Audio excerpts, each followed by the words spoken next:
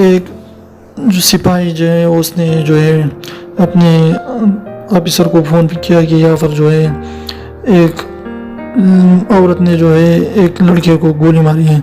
तो उसने बताया कि क्यों मारी है। अफसर ने पूछा तो सिपाही ने बताया कि वो जो लड़की थी, जो औरत थी, वो पूछा कर रही थी, तो वो लड़का जो है उसके पूछे में घुसा तो उसने उसको गोली मारी।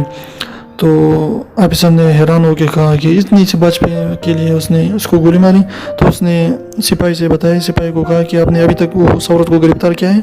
तो सिपाही ने कहा नहीं भाई नहीं, अभी तक जो है पूछा सूखा नहीं है।